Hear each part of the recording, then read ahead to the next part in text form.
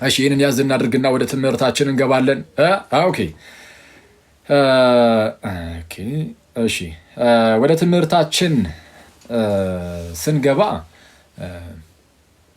አንዴ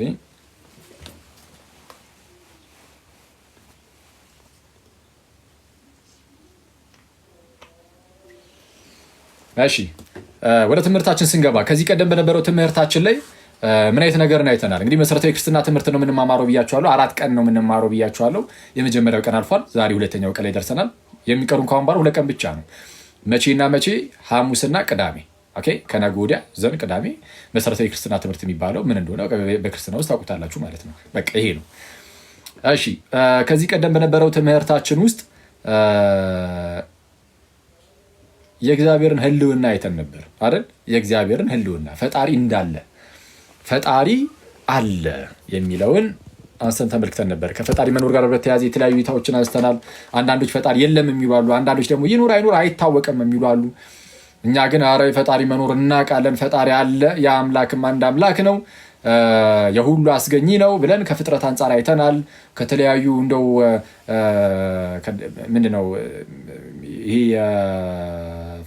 የስነ ፍጥረትን ብቻ ሳይሆን በዲዛይን አርጊመንት ብለን ደግሞ እንደው ኮምፕሌክስ የሆኑ ነገሮች ግን የሆነ ቦታ ላይ ሄደው የሆነ አገልግሎት ሲፈጽሙ ስናይ ኧረ የሆነ እውቀት ያለው አካል ይህን ነገር እየሰራው ብለን እንድናስብ እንደሚያደርገን የተወሰነ አይተን ነበር። ለማንኛውም የፈጣሪን መኖር አየንና ያ ያለው ፈጣሪ ደግሞ የክርስቲያኖች አምላክ እንጂ ሌላ የማንም እንዳልሆነ ደግሞ አይተን ነበር አይደል? ፈጣሪ አላው ያለው ፈጣሪም ደግሞ ያለው አምላክም ሌላ የሌሎች አማልክት ወይም የሌሎች አምላኮች እንደዛ አይደለም።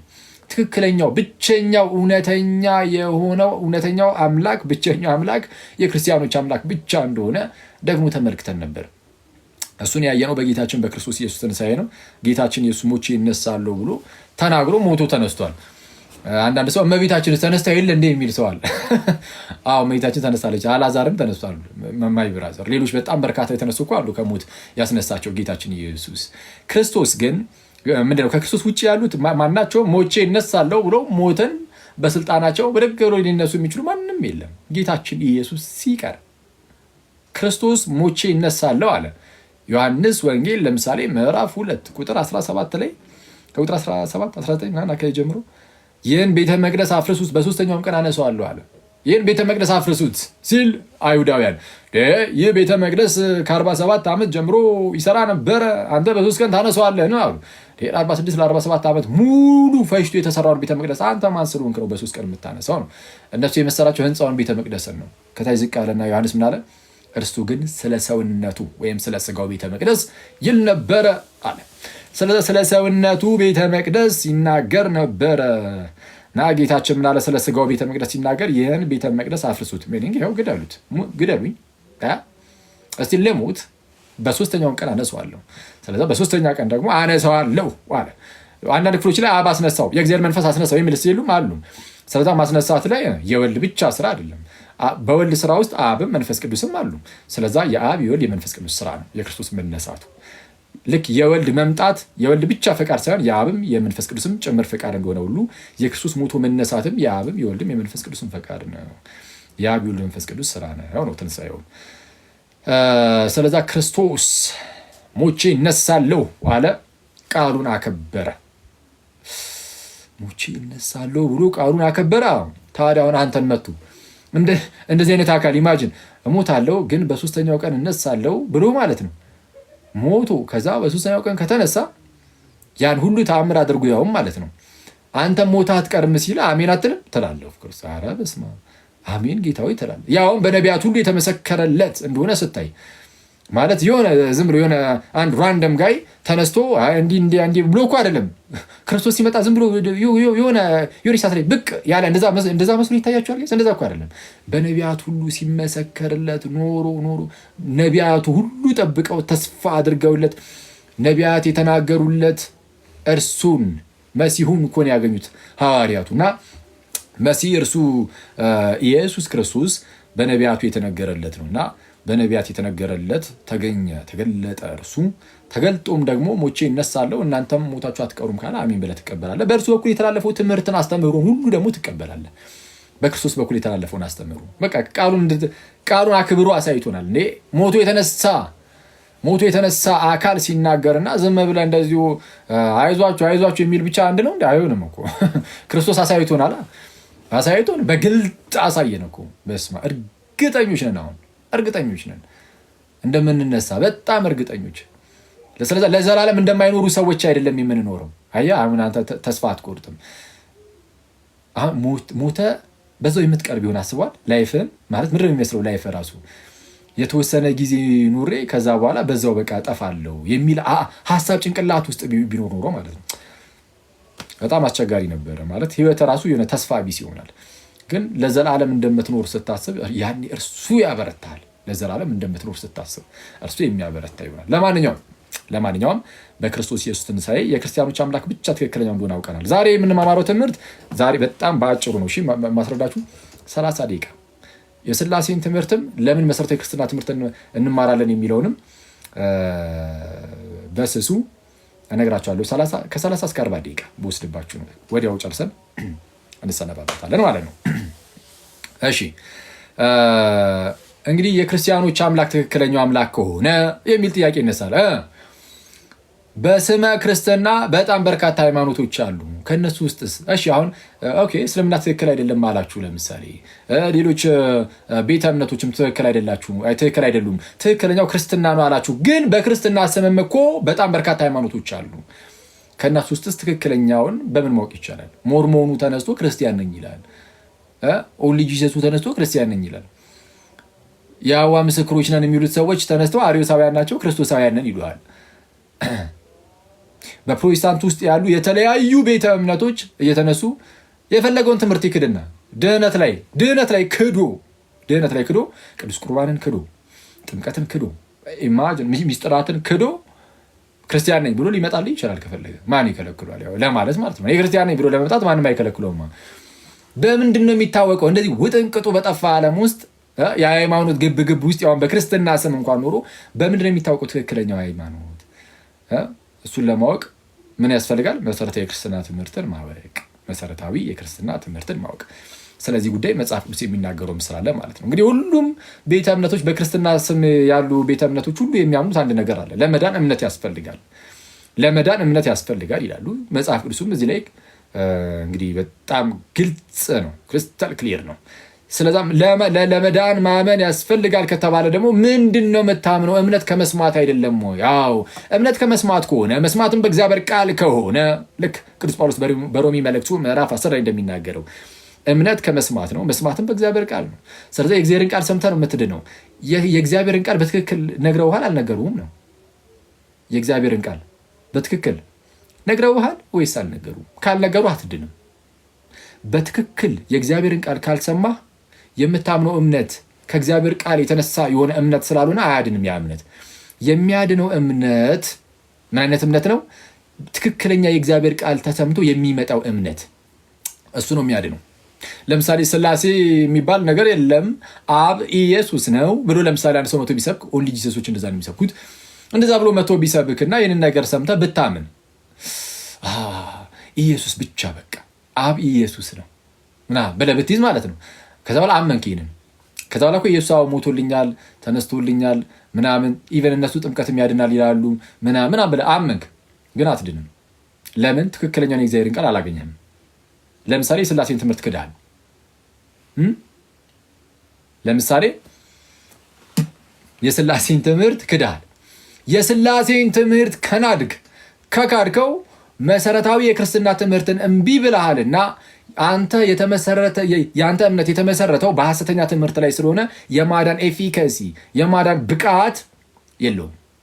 በቃ የሚያድነው እምነት የራሱ የሆነ ክራይቴሪያ አለው። የሚያድነው እምነት በትክክለኛው ትምህርት ላይ የተመሰረተ ነው። በትክክለኛው ትምህርት ላይ ካልተመሰረተ ሊያድን አይችልም። እሱ መጽሐፍ ቅዱስ በጣም በተደጋጋሚ ነው የሚናገሩ። አሳያችኋለሁ። የሀገር ጥቅስ ነው ያለው መጽሐፍ ቅዱስ ላይ። ወደዛ ይሄዳሉ።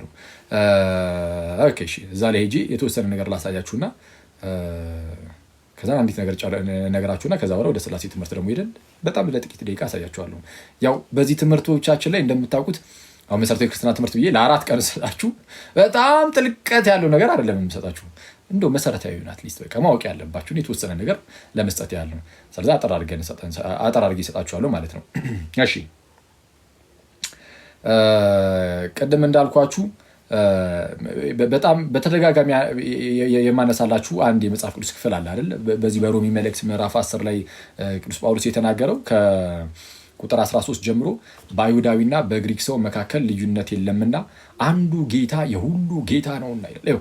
በአይሁዳዊና በግሪክ ሰው መካከል ልዩነት የለም ማለት ምን ማለት ነው?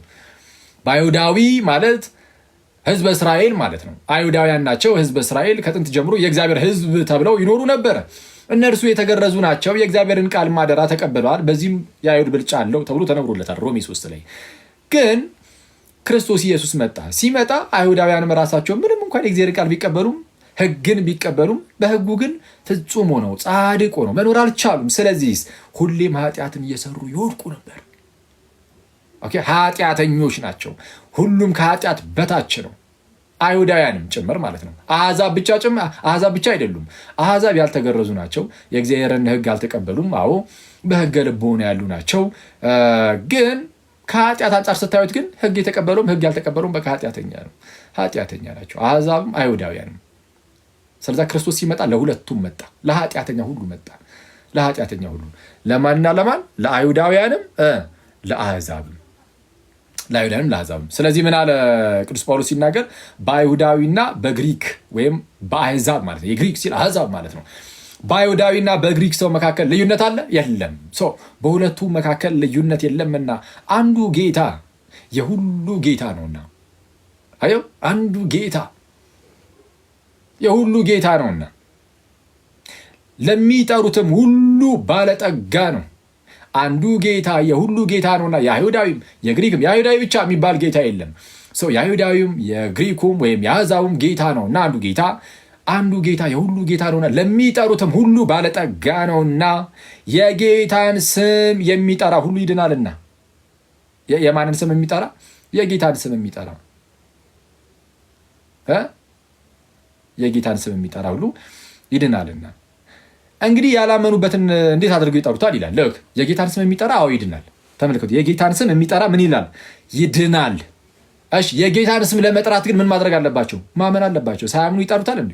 ስለዛ ምን አለ ቅዱስ ጳውሎስ ቀጠል አድርጎ ባላመኑበትስ ነገር እንዴት አድርገው ይጠሩታል? ያላመኑበትን ነገር እንዴት አድርገው ይጠሩታል? አይጠሩትም ኦፍኮርስ። ስለዛ የጌታን ስም ለመጥራት ምን ማድረግ አለባቸው? ማመን አይደል? እሺ፣ ለማመን ደግሞ ምን ያስፈልጋል? ዝም ብለህ ለምሳሌ የሆነ ሰው የሆነ ክፍሉ ዝም ብለህ ሄደህ ብታስቀምጠው ያምናል? የሆነ ክፍሉ ዝም ብለህ አስቀምጠው ማለት ነው። ምንድን ነው የሚያምነው? ምን ክፍል ውስጥ አስቀምጠው? ምን በአስማት ነው እንዲህ የሚያምነው ልትሉ ትችላላችሁ። ትክክልም ናችሁ። የሆነ ክፍል ውስጥ ቁጭ አድርገው ዝም ብሎ አያምንም። ምን ያስፈልጋል? የሆነ የሚሰብከው ሰው አያስፈልጉም? ያስፈልጓል። የሆነ የሚሰብከው ሰው እና የሆነ መስማት አለበት። ለማመን የሆነ የሚሰማው ነገር ያስፈልጓል። ወይ የሚያነበው ወይ የሚሰማው። እዚህ ክፍል ላይ በተነገረው መሰረት ባልሰሙትስ እንዴት አድርገው ያምናሉ ይላል። ለማመን ደግሞ መስማት አለባቸው። እሺ፣ እስቲ አሁን ያንኑ ጥያቄ ልድገምላችሁ። አንድ ባዶ ክፍል ውስጥ ቁጭ ብታደርጉት ይሰማል? አይሰማም። ዝም ብለው የሆነ ቦታ ላይ ብቻውን ቁጭ ብታደርጉ አይሰማም። እንዲሰማ ግዴታ የሆነ ሰባኪ የእግዚአብሔር ቃል መናገር አለበት። ስለዛ ምን ይላል ጳውሎስ? ያለ ሰባኪስ እንዴት ይሰማሉ? ስለዛ የጌታን ስም የሚጠራ ሁሉ ይድናል። የጌታን ስም የሚጠራ ሁሉ ይድናል። ባላመኑትስ እንዴት አድርገው ይጠሩታል ይላል። ስለዛ ለመጥራት ማመን ምንድነው? ያላመኑትን ነገር እንዴት አድርገው ይጠሩታል ይልና ባልሰሙትስ ነገር እንዴት ያምናሉ? ለማመን ደግሞ መስማት፣ ለመስማት ደግሞ ሰባኪ ያስፈልጋልና ያለ ሰባኪ ደግሞ እንዴት ይሰማሉ? ሰባኪ እሺ፣ እዚህ ድረስ ይልና ሰባኪ ያስፈልጋል። ስለዛ ሰባኪ ዝም ብለው ለምሳሌ ላጥ እያልክ ሄደህ ከሆነ መንገድ ላይ ብድግ አድርገህ አንዱን ሰው ሾመው ዝም ብለህ በቃ እስኪ ይህችን ነገር ስበክ ብትለው ይቻላል? የሆነ ዝም ብሎ መጽሐፍ ቅዱስ ይዞ ያየውን ሰው ከፈለግ እንደዚህ ይቻላል? አይቻልም። ስለዛ ጳውሎስ ምን አለ? ሰባኪ ለመሆን ግዴታ አስቀድሞ የተላኩ መሆን አለባቸው። ካልተላኩስ እንዴት ይሰብካሉ ይላል። ካልተላኩስ እንዴት ይሰብካሉ? ስለዛ ይህን ማወቅ አለብን። መላክ አለበት ሰባኪው መላክ አለበት። የተላከ ሰባኪ ይሰብካል። ከዛ በኋላ ልክ ሲሰብክ ሰውየው ይሰማል። የሰማው ሰውዬ ያምናል። ያመነው ሰውዬ የጌታን ስም ይጠራል። የጌታን ስም የሚጠራ ደግሞ ይድናል። የጌታን ስም የሚጠራ ሁሉ ይድናል። እንደዚህ ነው ቼኑ ሰንሰለቱ እንዲህ ነው። ስለዚህ አሁን እንዲህ ከሆነ የመጀመሪያው ነገር መሰረታዊውን የክርስትና ትምህርትን ሰው የሚሰማው ከቤተ ክርስቲያን ብቻ ነው። አለቀ። አንዱ መለያው ይሄ ነው። ትክክለኛው ክርስትና የትኛው ነው የሚለውን ለማወቅ ስብከቱን እያሰማ ያለው አካል የተላከ ነው ወይ? የተላከችው ቤተ ክርስቲያን ናት። አስቀድሞ ሐዋርያት በማርቆስ ወንጌል ምዕራፍ 16 ቁጥር 15 ጀምሮ ጌታችን እንደተናገረው እንግዲህ ሂዱ፣ እንግዲህ ወደ ዓለም ሁሉ ሂዱ፣ ወንጌልም ለፍጥረት ሁሉ ስበኩ አለ። ኦኬ፣ እንግዲህ ወደ ዓለም ሁሉ ሂዱ፣ ወንጌልም ለፍጥረት ሁሉ ስበኩ። ሂዱ አለ፣ ላካቸው። ለፍጥረት ሁሉ ወንጌልም ምን አድርጉ? ስበኩ። ስለዛ ስበኩ፣ ሂዱ መላክ ፕላስ ደግሞ እንዲሰብኩ መናገር። ስለዛ ለመስበክ የተላኩ ሰባኪያን የመጀመሪያዎቹ ሐዋርያት ናቸው። በማቴዎስ ወንጌል ምዕራፍ 28 ቁጥር 19 ላይም እንግዲህ ሂዱ አሕዛብን ሁሉ በአብ በወልድ እና በመንፈስ ቅዱስም እያጠመቃችኋቸው ደቀ መዛሙርት አድርጓቸው፣ ያዘዝኳችሁም ሁሉ እንዲጠብቁ እያስተማራችኋቸው፣ እነሆ እኔ እስከ ዓለም ፍጻሜ ድረስ ሁልጊዜ ከእናንተ ጋር ነኝ አለ ጌታ ኢየሱስ። ስለዚህ አሁን ሂዱ፣ አጥምቁ፣ አስተምሩ ተብሎ የተላኩ የመጀመሪያዎቹ መልእክተኞች የተላኩ ሰባኪያን ሐዋርያት ናቸው። እስከ ዓለም ፍጻሜ አለ ጌታ ኢየሱስ ከእናንተ ጋር ነኝ አለ። አሁን አስተምሩ አጥምቋልና እስከ ዓለም ፍጻሜ ከእናንተ ጋር ነኝ። ሲያስተምሩ ሲያጠምቁ ጌታ ከእነርሱ ጋር ነው። በሕይወት እስካሉ ድረስ ብቻ እነ ጴጥሮስ በፍጹም እነሱ ሲያልፉም ጭምር ያው እስከ ዓለም ፍጻሜ ሁልጊዜ ነው ያለው። ሁልጊዜ ጌታችን እስከ ዓለም ፍጻሜ ከእነርሱ ጋር የሚሆነው እንዴት ነው ከተባለ እነ ጴጥሮስ ሌሎቹም ሐዋርያት በነበሩበት ሰዓት ይሰብካሉ፣ ያጠምቃሉ እና ይሾማሉ ሰዎችን ሌሎች ሰዎች ይሾማሉ። እነሱ ባሉበት ሰዓት እንኳን ጳጳሳት ሆነው የተሾሙ ሰዎች ነበሩ። ማስረጃ ለምሳሌ በሐዋርያት ሥራ ምዕራፍ 20 ቁጥር 28 ላይ ምን ይላል? እግዚአብሔር በገዛ ደሙ የዋጃትን ወይም የገዛትን ቤተ ክርስቲያንን ትጠብቋት ዘንድ ማንን? ቤተ ክርስቲያንን እግዚአብሔር በገዛ ደሙ የዋጃትን ቤተ ክርስቲያንን ትጠብቋት ዘንድ መንፈስ ቅዱስ እናንተን ጳጳሳት አድርጎ ለሹመበት ለራሳችሁና ለመንጋው ተጠንቀቁ ብሎ ይናገራል። ጳጳሳት ወይም እረኞች ኦቨርሲየር አሉ። እነሱ ተሹመዋል። ኦልሬዲ ሐዋርያት የሚያውቋቸው ማለት ነው። ስለዚ በሐዋርያት እግር ስር ተተክተው የሚመጡ አሉ። ሐዋርያት የማያውቋቸው ሳይሆኑ የሚያውቋቸው የተተኩ አሉ። እነ ጳውሎስ ነው ይህን ነገር የተናገሩት። ለምሳሌ ሐዋርያቱ ሲያልፉ ከእነሱ እግር ስር ተተክተው ይመጡ እነዛ ቤተክርስቲያንን ትጠብቋት ዘንድ ተብሎ የተነገረላቸው ጳጳሳት እኮ አሉ። ስለነሱ የማወቅ ግዴ አይሰጣችሁም እንዴ? በተለይ ከኦርቶዶክስ ውጭ ያላችሁ ወንድመቶች ወይም ከጥንታውያን አብያተ ክርስቲያናት ውጭ ያላችሁ ከዛ በኋላ ጳጳሳቱ ወይም እነዚህ እረኞች ቤተክርስቲያንን የሚጠብቁ አካላት መንፈስ ቅዱስ እችን ቤተክርስቲያንን እንዴት አይጠብቅም ነው? ሙሉ በሙሉ እንዳጠፋ ይጠብቃታል። ሙሉ በሙሉ እንዳትስት ይጠብቃታል። ስለሚጠብቃት በእነርሱ በኩል ትምህርቱን ደግሞ ያስተላልፋሉ። እነርሱም ደግሞ ይሄ ከሐዋርያት እግር ስር የተተኩት ጳጳሳት ልክ ሲያልፉ ደግሞ እነዚሁ ራሳቸው ጳጳሳት የሚያውቋቸው ሌሎች ጳጳሳት ደግሞ ስለሚኖሩ በእነሱ በኩል እያደረገ በቅብብሎሽ ዛሬ እኛ ጋር ደረሰ። በዓለም አቀፍ ደረጃ ይህች የጌታ ኢየሱስ ቤተክርስቲያን ትባላለች። ቅዱስ ጳውሎስ እንደተናገረላት ምን ይላታል ጳውሎስ በመጀመሪያ ጢሞቴዎስ መልእክቱ ምዕራፍ 3 ቁጥር 15 ላይ የእውነት አምድና መሰረት የእውነት ምን አምድና መሰረት የሕያው እግዚአብሔር ቤተክርስቲያን ይላታል። የእውነት አምድና መሰረት የእውነት እውነትን ትፈልጋላችሁ ጋይስ? እውነትን ትፈልጋላችሁ? እንግዲያውስ የእውነት አምድና መሰረት ቤተክርስቲያን ናት ተብላችኋል። ስለዛ ቤተክርስቲያንን ፈልጉ። እውነትን የምታገኙት ከቤተክርስቲያን ውስጥ እንጂ ከሆነ ጎረምሳ ወይም ከሆነ እንደኔ ካለ ሰው ምናምን እንደዛ ነው አይደለም። የሆነ ከአንድ ሊቅም አይደለም። ከአንድ የሆነ ስኮላር ምናምን አይደለም። ከአንድ የመጽሐፍ ቅዱስ እውነት በራልኝ ከሚል ከአንድ ሰው ነው እንደዛ አይደለም። የሆኑ ሰዎች እውነትን ሊናገሩ ይችሉ ይሆናል። ግን እውነትን በምልአት የምታገኙት ግን ከሕያው እግዚአብሔር ቤተክርስቲያን እንጂ ከሌላ ከማንም አይደለም።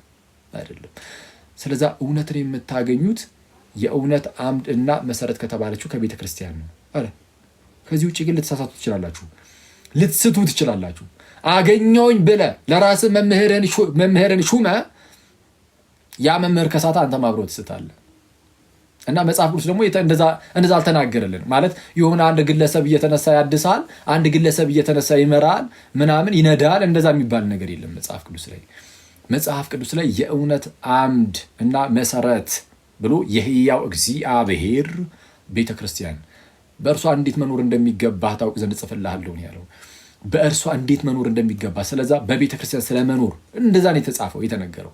ስለዛ ምንድን ነው እውነትን የሚፈልግ ሰው አለ? በቃ በአጭሩ ጥያቄው ይሄ ነው።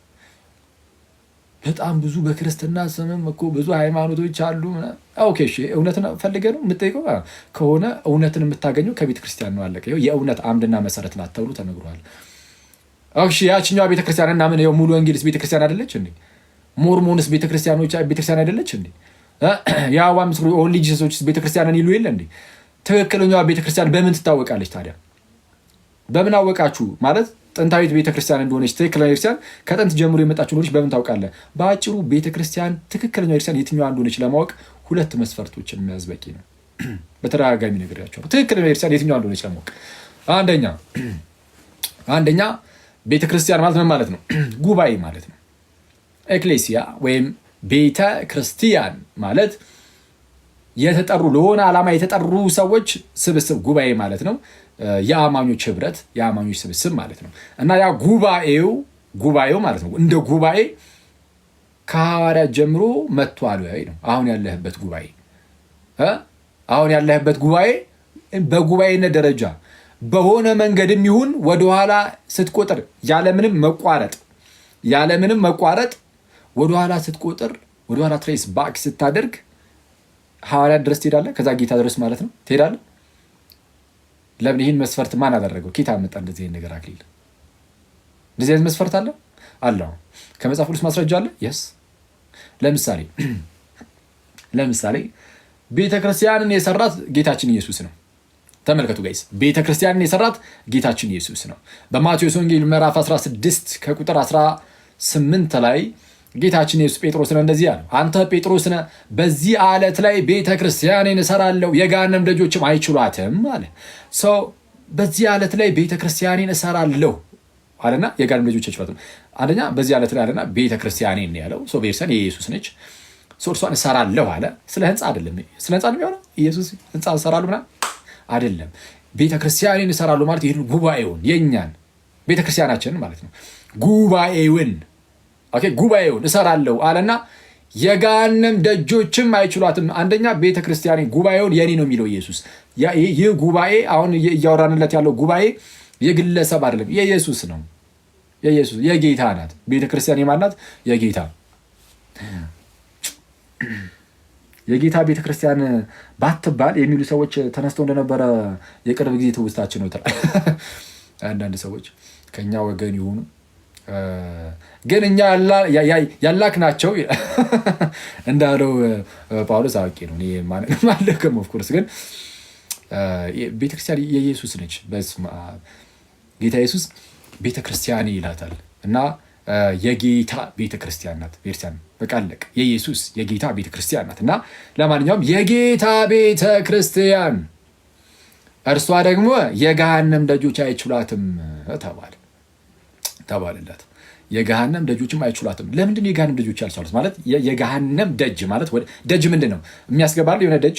የገሃነም ደጆች አያስገባትም። ወደ ገሃነም የሚያስገባ ምንም አይነት ነገር ቤተክርስቲያን ላይ አይበረታታባትም ሚኒንግ። ስለዚህ ሊያጠፋት አይችልም። ስለ ቤተክርስቲያን በተአምር ልጠፋ አትችልም። ለምን? የኢየሱስ ስለሆነች። ለምን? ኢየሱስ ራሱ ስለሰራት። አስቧል። ኢየሱስ ሰርቷት የኢየሱስ ሆና ከዛን ያውም የገሃነም ደጆች አይችሏትም ከተባለች በኋላ ትጠፋለች ማለት የማይታሰብ ነገር ነው። ቤተክርስቲያን የኢየሱስ ክርስቶስ አካሉ ነች አይደለ? ቆላሲስ 1:18 ላይ 1 ቆሮንቶስ ምዕራፍ 12 ቁጥር 27 ላይ ምናምን እንደተነገረው እርሱም የአካሉ ማለትም የቤተክርስቲያን ራስ ነው ይላል።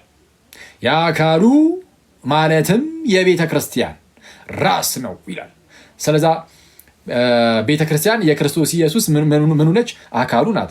በሌላ ክፍል ላይም እንደዚሁ በኤፌሶን መልእክት ምዕራፍ 1 ላይ ምን ነበር የሚላት ቅዱስ ጳውሎስ? በኤፌሶን መልእክት ምዕራፍ 1 ቁጥር 23 ላይ ከቁጥር 22 ጀምሮ ሁሉን ከእግሩ በታች አስገዛለት ይላል። አብ ለጌታችን አስገዛለት፣ ከሁሉ በላይም ራስ እንዲሆን ለቤተ ክርስቲያን ሰጠው። ከሁሉም በላይ ራስ እንዲሆን ለቤተ ክርስቲያን ሰጠው ጌታ ኢየሱስን። ስለ ቤተ ክርስቲያን ካላወቃችሁ ሁሌ ትስታላችሁ ጋይስ። በስመ አብ። በፕሮቴስታንት ውስጥ ፕሮቴስታንት ወንድሞቼ ሰላም ለእናንተ ይሁን። በእናንተ ውስጥ በጣም የጠፋው ነገር በጣም በሚያሳዝን ሁኔታ ነገረ ቤተ ክርስቲያን ኤክሌሲዮሎጂው እኔ በስመ አብ እንዴት እንደጠፋ በሚያሳዝን ሁኔታ ኢንቪዚብል የማትታይ ቤተክርስቲያን ምናምን ብለው ጭምልቅልቅልቅ አድርጋችሁ አውኩታችሁታል። እና እሱን በጌታ እንደው መለስ ብላችሁ እዩት። ቢያንስ እንደው ጥሩ ልብ ያላችሁ ልባም ፕሮቴስታንቶች ይህንን ነገር በደንብ አድርጋችሁ እዩ። በዚህ ውስጥ ደግሞ ክርስቶስ ኢየሱስ እንደሚያግዛችሁ አምናለሁ። እና ምን አለ? ራስ እንዲሆን ለቤተ ክርስቲያን ሰጠው። ኢየሱስን ራስ እንዲሆን ለቤተ ክርስቲያን ሰጠው ይልና እርሷም ይላል ቤተክርስቲያንም ማለት ነው። እርሷም ለኢየሱስ ሰጠው አይደል የሚለው? እርሷም ቤተክርስቲያንም አካሉና የኢየሱስ ማለት ነው። አካሉና ሁሉን በሁሉ የሚሞላ የእርሱ ሙላቱ ናት ይላል። ሁሉን በሁሉ የሚሞላ የእርሱ ሙላቱ ናት። አካሉና ሁሉን በሁሉ የሚሞላ የእርሱ ሁሉን በሁሉ የሚሞላ የእርሱ ሙላቱ ናት። ስለዚህ አሁን ኢየሱስ የቤተ ክርስቲያን ራስ ነው። ቤተ ክርስቲያን የእርሱ አካሉ ናት። ከዛ ደግሞ መጽሐፍ ቅዱስ ሲያስቀምጥ እንዴት ያስቀምጣል? ክርስቶስን ሙሽራ ያደርግና ቤተክርስቲያንን ደግሞ ሙሽራይቱ ይላታል።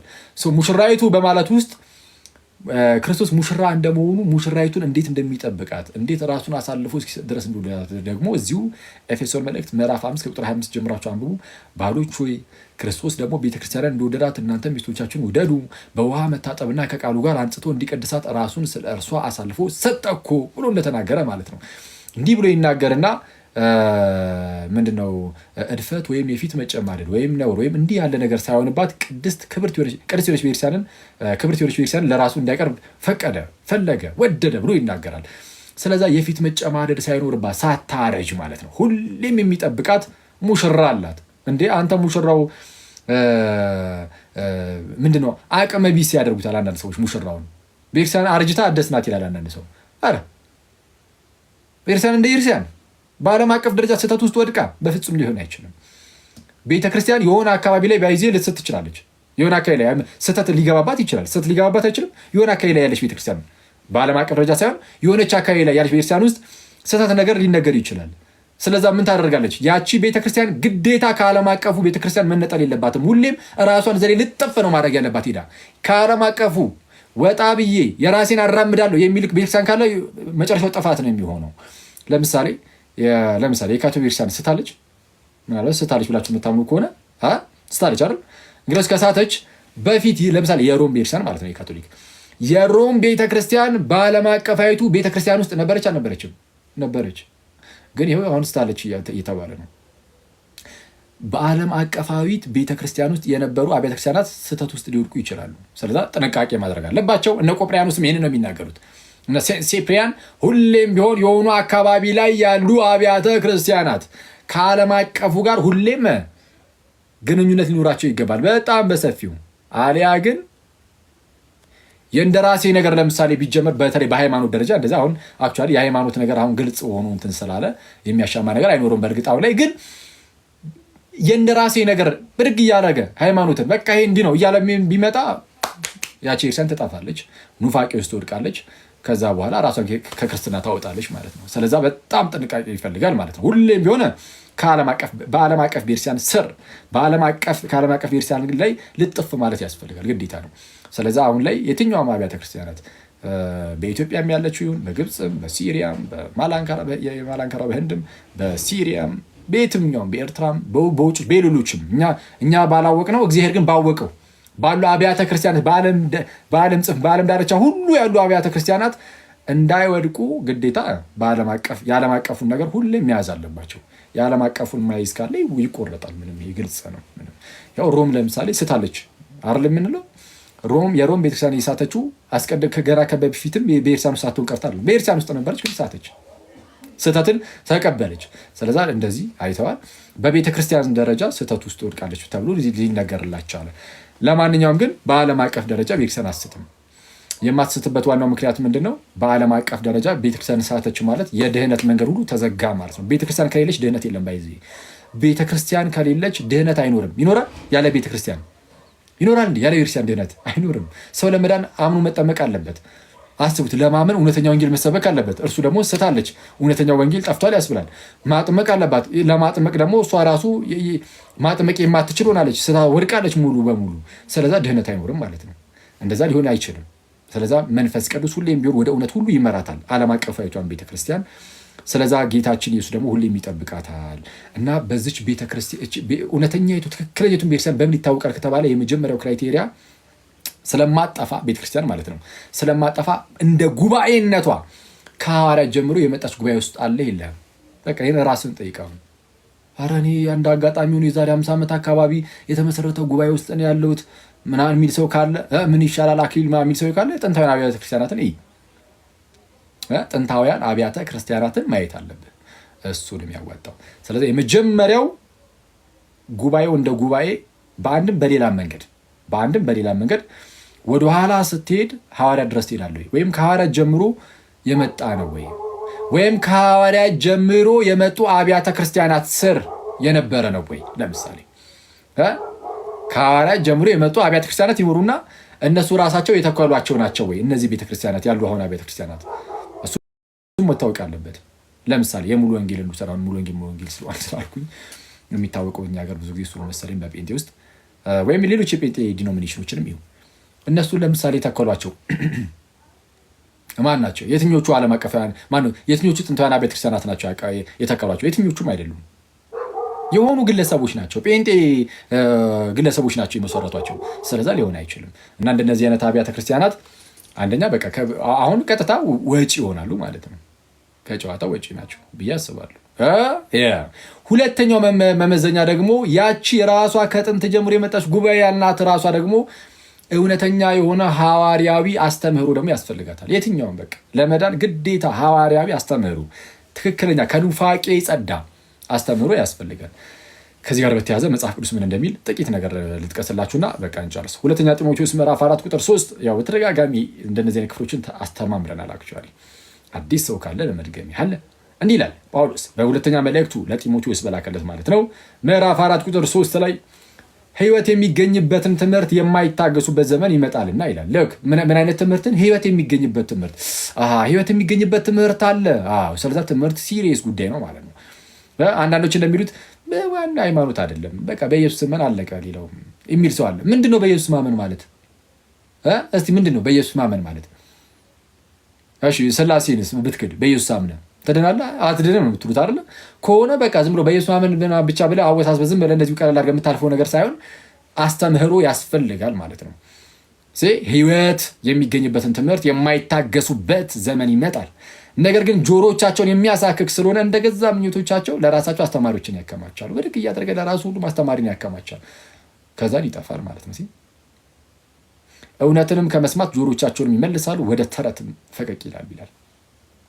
አሁን ላይ በጣም በርካታ ሰዎች ለምሳሌ ድህነት ጉዳይ ላይ አሁን የስላሴ ጉዳይ ምናምን ስጋዬ ላይ ምናምን ብቻ አይደለም፣ ድህነት ላይ አንዱ የሚያምነውን አንዱ በተቃራኒ ያምናል። ግን ሁለቱም እርስ በርስ ክርስቲያን ተብሎ ነው የሚጠራረው። ይሄ አደገኛ ይመስለኛል። ጥምቀት ያድናል የሚለውም ጥምቀት አያድንም የሚለውም አንዱን ክርስቲያን ነው የሚለው። ቅዱስ ቁርባን እውነተኛ ጌታ ስጋና ደም አይደለም ብሎ የሚክደውን ከሃዲ፣ ይሄ ከሃዲ ነው። በዚህ ቅዱስ ቁርባንን የጌታ ስጋና ደም አይደለም የሚል ከዚህ በላይ ከሃዲ ምን አለ?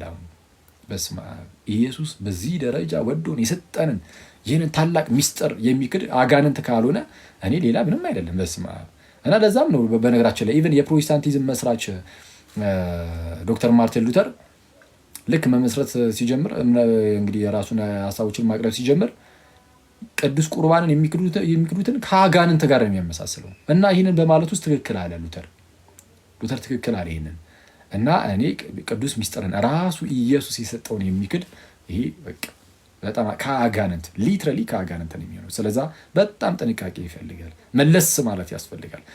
እሺ ቲቶ ምዕራፍ 2 ቁጥር 1 ላይም እንደዚሁ አንተ ግን ሕይወት ለሚገኝበት ትምህርት የሚገባውን ተናገር ይላል። ሕይወት ለሚገኝበት ትምህርት። ስለዛ ሕይወት የሚገኝበት አለ፣ የማይገኝበት አለ። ስለዛ ሕይወት የሚገኝበትን ትምህርት መያዝ አለብን ነው። ካልያዝን አንድንም። በመጀመሪያ ጢሞቴዎስ መልእክቱ ምዕራፍ 4 ቁጥር 1 ላይ ምን ይላል ጳውሎስ? መንፈስ ግን በግልጥ ይላል በኋለኞች ዘመናት አንዳንዶች የሚያስቱ መናፍስትንና በውሸተኞች ግብዝነት የተሰጠውን የአጋንንትን ትምህርት እያደመጡ ሃይማኖትን ይክዳሉ ይላል። በገዛ ሕሊናቸው እንደሚቃጠሉ ደንዝዘው ይላል። ሰው ተመልከቱ ጋይዝ፣ አንዳንዶች በኋለኞች ዘመናት ማለት ነው የሚያስቱ መናፍስትንና በውሸተኞች ግብዝነት የተሰጠውን የማንን ትምህርት? የአጋንንትን ትምህርት እያደመጡ ምንን ይክዳሉ? ሃይማኖትን ማለት አስተምህሩን። ሃይማኖት ምንድን ነው ብያቸዋለሁ? ከእግዚአብሔር አንድ ጊዜ ፈጽሞ የተሰጠ አስተምህሮ ብያቸዋል ነበር። እሱን ይክዳሉ የአጋንንትን ትምህርት እያደመጡ። እንዴ እዚህ ክፍል ላይ ለምሳሌ ስለ ቅዱስ ቁርባን አልተነገረም፣ ግን እሱንም እንደ ምሳሌ መውሰድ እንችላለን እኛ። ለምሳሌ ቅዱስ ቁርባን እውነተኛ የጌታ ስጋና ደም መሆኑን ይህንን ትምህርት ይክዳሉ። ምን አይነት የአጋንንት ትምህርትን እያደመጡ? ቅዱስ ቁርባን እውነተኛ የጌታ ስጋና ደም አይደለም የሚለውን የአጋንንትን ትምህርት። ኦኬ አንዳንዶች አለ የሚለው የሚያስቱ መናፍስትንና በውሸተኞች ግብዝነት በነ ዜዊንግሊ ማለት ነው። በነ ዜዊንግሊ የተሰጠውን በሚያስቱ መናፍስት በአጋንንቶች የተሰጠውን የአጋንንትን ትምህርት እያደመጡ ይላል። የአጋንንትን ትምህርት እያደመጡ ሃይማኖትን ይክዳሉ። ዜዊንግሊ ነው ቅዱስ ቁርባን እውነተኛ ጌታ ስጋና ደም አይደለም ብሎ ያስተማረ ውሸተኛ ግብዝ ዜዊንግሊ ነው። ሶሪ ማለት ይሄ መነገር አለበት። እና አሁን ላይ በጣም ብዙ ፕሮቴስታንት ወንድመቶቻችን ወድቀው የምናየው በዚህ ጉዳይ ላይ ማለት ነው። በዚህ ትምህርታቸው ወድቀው የምናየው የዜዊንግሊን በውሸተኞች ግብዝነት የተሰጠውን የዜዊንግሊን ትምህርት የኢየሱስን አይደለም። ኢየሱስ ምሳሌ ነው እንጂ የኔ ስጋና ደም አይደለም አላለም። ኢየሱስ በቀጥታ ቃል በቃል የኔ ነው ነው ያለው። ስጋዬ ነው፣ የኔ ስጋ ነው፣ የኔ ደም ነው ሲል ዜዊንግሊ ደግሞ አረ የሱ አይደለም ምሳሌው ነው። ከዛ ፕሮቴስታንት ኒግስ ተነስተው አረ የኢየሱስ አይደለም ዜዊንግሊ እንዳለው ምሳሌው ነው አይነት ነገር። ይሄ በውሸተኞች የተሰጠ በውሸተኞች ግብዞች የተሰጠ የአጋንንት ትምህርት ይባላል። ይሄ የአጋንንት ትምህርት ይባላል። ይህንን እያደመጡ ሃይማኖትን ይክዳሉ ተባለ፣ ክደዋል። ስለዚህ ከዚህ መመለስ አለባቸው ማለት ፕሮቴስታንት ወንድመቶቻችን፣ ብዙ ፕሮቴስታንት ወንድመቶች ትኖራላችሁ፣ ከዚህ መመለስ አለባችሁ። ቅዱስ ቁርባን ሁለተኛ ጌታ ስጋና ደም አይደለም የሚል ቤተ እምነት ውስጥ መቆየት የለባችሁ። አትሊስት ይህን ቅዱስ ሚስጥርን እንደዚህ የሚያቃልል ሰው ጋር ህብረት ማድረግ የለባችሁም። እሺ ዝቅ ይልና ቁጥር 16 ላይ እዛው አንደኛ ጢሞቴዎስ ምዕራፍ 4 ቁጥር 16 ላይ ማለት ነው። ለራስህና ለትምህርት ተጠንቀቅ ይለዋል። በእነርዚህም ጽና፣ ይህን ብታደርግ ራስህንም የሚሰሙንም ታድናለህ ይላል። ለራስህና ለትምህርት ተጠንቀቅ፣ በእነርዚህም ጽና። ለራስህም ለትምህርትም ለትምህርት ተጠንቀቅ ነው የሚባለው። በቃ ትምህርት በጣም ጥንቃቄ ይፈልጋል። በእነርዚህም ጽና፣ በትምህርት ትጸናለህ። እንዲህ ካደረግ ራስህንም ታድናለህ። ለትምህርት በመጠንቀቅ ራሳችንን እናድናለን። አዎ ለምን?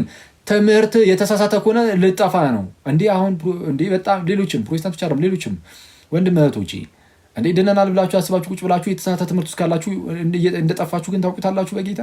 ስለዛ ይህን ነገር መለስ ብለን ማየት የለብንም አለብን። ስለዛ መሰረታዊው የክርስትና ትምህርት ምን ይመስላል የሚለው መታየት አለበት።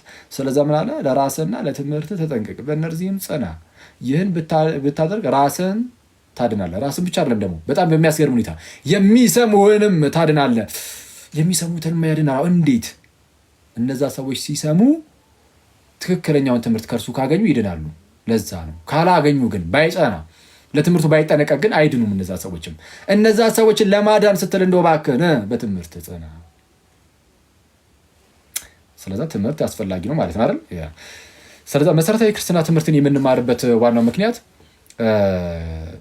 መሰረታዊ ክርስትና ትምህርት ለድህነታችን ቀጥታ ግንኙነት ስላለው ያንን ትምህርት ማመን ለእኛ እንደ አማራጭ አይደለም፣ እንደ ግዴታችን ነው። ስለ እግዚአብሔር ማወቅ፣ ስለ ጌታችን ኢየሱስ ማወቅ፣ ስለ ወንጌል ማወቅ፣ ማለትም ኢየሱስ እርሱ ክርስቶስ እንደሆነ መሲህ እንደሆነ ስለ ሁላችን መሞቱን መነሳቱን ይሄ ሁሉ ደግሞ ስለ እኛ እንደሆነ በዛ ውስጥ ደግሞ እኛ እንዴት እንደምንድን ይህን ሁሉ ማወቅ አለብን ግዴታ። ስለዛ አማራጫችን አለም የምንማረው መሰረታዊ ክርስትና ትምህርትን የምንማረው ከድህነታችን ጋር ስለሚገናኝ ነው። ስለዛ መሰረታዊ ክርስትና ትምህርታችሁ ምንድን ነው የሚለውን ይኸው ዛሬ እንጀምራለን። ስላሴ ብለን አምላካችሁን ማወቅ አለባችሁ አይደል? እሺ የስላሴን ትምህርት በ20 ደቂቃ ውስጥ በ20 ደቂቃ ይሄን ስላሴ ትምህርት ልትሉ ትችላላችሁ፣ ግን በ20 ደቂቃ ውስጥ ወይ በ15 ደቂቃ ውስጥ አጠር አድርጌ ብቻ ያሳያችኋለሁ። እንዳልኳችሁ በጣም ሰፊ ነገር ሳይሆን ቀለል ያለ ነገር ነው የምነግራችሁ። እሺ የስላሴ ትምህርት እንግዲህ የስላሴን ትምህርት አስቀድሜ ቀለል አድርጌ በአጭሩ ልንገራችሁና ከዛ ወዲያ የመጽሐፍ ቅዱስ ጥቅስ ብቻ እየነገርኳችሁ አልፋለሁ፣ እያነበብን ማለት ነው የመጽሐፍ ቅዱስ ክፍል። ስላሴ ስንል ስለ እግዚአብሔር አምላካችን እያወራን ነው። አምላካችን እግዚአብሔር አንድ እግዚአብሔር ነው። አንድ አምላክ ብቻ ነው ያለን። ሞኖቴይስት ነን። በቃ አንድ አምላክ ነው ያለን፣ ሌላ አምላክ አናውቅም። እኛ ያለን አምላክ አንድ አምላክ ነው። አንድ አምላክ አብ አለን። ያ አብ ልጅ አለው። ልጁ ከአባቱ ጋር አንድ አምላክ ነው። ልክ ለምሳሌ አንድ ሰው ሰውን ቢወልድ ማለት ነው። ሰውን ቢወልድ የሆነ ልጅ ሊወልድ ማለት ነው አንድ ሰው ያ ልጅ ከአባቱ ጋር ተመሳሳይ ባህሪ አንድ ባህሪ የሚኖረው ሰው ነው። በቃ የሚወለደውም ሰው ነው። አብ ልጅ አለው ወይም ቃል አለው። ቃሉ እንደ ልጅ ነው። ልክ እንደኛ አይነት መውለድ ሳይሆን ለምሳሌ የኔ ቃል ከእኔ ስለሚወጣ የኔ ቃል ነው ተብሎ የሚነገረዋል። ግን የኔ ዝርው ቃል ነው። የአብ ቃል ግን አካላዊ ቃል ሆኖ እኔ የሚል ህይወት ያለው እውቀት ያለው እንደዚህ አይነት አካላዊ የሆነ ማለት ነው ቃል ነው የአብ ቃል። ከመጽሐፍ ቅዱስ የተወሰነ ነገር ያሳያችኋለሁ። እና እንደዛ ሆኖ አለ ከአብ የሚወጣ እና የአብ እስትንፋሱ ደግሞ አለ ወይም መንፈሱ ተብሎ የአብ ቃልና መንፈስ የአብ ልጅና የአብ መንፈስ። መንፈስ ማለት መንፈስ ቅዱስ ነው። ስለዚህ አንድ አምላክ አብ ነው ያለን። አንድ አምላክ አብ። ከአብ ውጭ አምላክ አለ የለንም። እኛ ያለን አንድ አምላክ አብ ነው። ወልድ እስከተባለ ወልድ ከአብ የተለየ ሌላ አምላክ አይደለም። ወልድ ከአብ የሚገኝ የሚወጣ ከአብ ጋር አንድ የሆነ አምላክ ነው። በአብና በወልድ መካከል የተለያየ አምላክነት አለ? የለም። የአብ መለኮት የወልድ መለኮት ነው። ስለዛ ከአብ የተለየ መለኮት ወልድ የለውም። የተለየ አካል አለው። ይኸው ወልድ ከአብ ተወልዷል እያለን ነው፣ ወጥቷል እያለን ተወልዷል እያለን እንደዚህ ንጠል ማለት ባይሆንም ግን ራሱን የቻለ ግን ምንድነው አካል ያለው ነው። ራሱን የቻለ አካል ያለው ነው ወልድ። መለኮት ላይ ግን ስትመጡ፣ አምላክነት ላይ ስትመጡ ግን የአብ መለኮት ራሱ የወልድ መለኮት ነው። መንፈስ ቅዱስም ከአብ የሚወጣ ነው። መንፈስ ቅዱስም ከአብ የሚወጣ ነው። ከአብ የሚወጣ ሲሆን ራሱን ችሎ አካል አለው፣ ግን ራሱን ችሎ ሌላ መለኮት ግን አምላክነት ግን የለውም። ስለዛ ከአብ ውጪ ከአብ ሌላ የሆነ አምላክ የለም። ወልድም ከአብ ጋር አንድ አምላክ ነው። መንፈስ ቅዱስም ከአብና ከወልድ ጋር አንድ አምላክ አንድ ጌታ ነው። በቃ ያ ነው አስተምህሮቱ በአጭሩ ይሄ ነው የኛ አስተምህሮ። ይህንን ለማወቅ መጽሐፍ ቅዱስ ላይ 3 ነጥቦችን ሰጣችኋለሁ። ያዙ። እሺ ቶሎ በሉ። መጽሐፍ ማን ነው? ደብተራችሁን አውጡ። ደብተር ከያዛችሁ ማለት ነው። እሺ አወጣችሁ ደብተራችሁን። እሺ ነጥብ 1 የሥላሴን ትምህርት ለመረዳት 3 ነጥቦች። የመጀመሪያው ነጥብ አብ ወልድ እና መንፈስ ቅዱስ በቃ የተለያዩ አካላት እንደሆኑ ማወቅ መጀመሪያ። እሺ አንዳንድ ሰዎች አብ ወልድ መንፈስ ቅዱስ አንድ አምላክ ናቸው ከሚለው አንድ አምላክ ከሚለው ሊጀመር ይችላል። ጀምረን እናስተምራለን። አንዳንዱ ደግሞ የማስተማሩ መንገድ ከሶስቱ ልዩ አካላት ጀምረን ወደ አንድ አምላክነት ደግሞ እንመጣለን እና ይሄኛውን ፕሪፈር አደረኩኝ። አብ ወልድ መንፈስ ቅዱስ የተለያዩ አካላት ናቸው። ነጥብ 1 ጻፋችሁ? ነጥብ 1 3 ነጥብ ብቻ ነው የምሰጣችሁ። 3 ነጥብ ብቻ የሥላሴን ትምህርት ለመረዳት በመጽሐፍ ቅዱስ ማለት ነው። በመጽሐፍ ቅዱስ አብ ወልድ መንፈስ ቅዱስ ሶስቱ የተለያዩ አካላት ናቸው አይደል? በአካል ደረጃ የተለያዩ አካላት ናቸው። የተነጣጠሉ ሳይሆን የተለያዩ ማለትም አብ ወልድን አይደለም፣ መንፈስ ቅዱስንም አይደለም አይደል? ወልድም አብንም መንፈስ ቅዱስንም አይደለም፣ መንፈስ ቅዱስንም አብንም ወልድንም አይደለም። በቃ አብ እንጂ ወልድና መንፈስ ቅዱስ አይደለም። ወልድ እንጂ አብና መንፈስ ቅዱስ አይደለም። መንፈስ ቅዱስ እንጂ አብና ወልድ አይደለም። የመጀመሪያው ይሄ ነው። እሺ ማስረጃ። እሺ ይሄንን ሊያሳዩ የሚችሉ አንዳንድ የመጽሐፍ ቅዱስ ጥቅሶችን ልስጣችሁ። የተወሰነ 1 2 3 4 5 ጥቅሶችን ልስጣችሁ። እሺ ማቴዎስ ወንጌል ምዕራፍ 28 ቁጥር 19 ለምሳሌ በአብ በወልድ እና በመንፈስ ቅዱስ ስም እያጠመቃችኋቸው ደቀ መዛሙርት አድርጓቸው ብሎ ጌታችን ኢየሱስ በማን ስም አለ? በአብ እና በወልድ እና በመንፈስ ቅዱስ። ትክክለኛ አጻጻፍ ልክ እንደዛ ነው። ባይዜ በአማርኛው መጽሐፋችን ላይ በአብ በወልድ እና በመንፈስ ቅዱስ ስም ይላል። በአብ በወልድ እና በመንፈስ ቅዱስ ይላል። ትክክለኛ አጻጻፍ በአብ እና በወልድ እና በመንፈስ ቅዱስ። እሺ ስለዚህ አብ ወልድ መንፈስ ቅዱስን ለያይቶ እንደዚህ ያስቀምጥና የሶስቱን ግን አንድነት ደግሞ ሲያስቀምጥ ስም ይላል። ስሞች ሳይሆን ስም። ቅዱስ አትናቴዎስ ሐዋርያዊ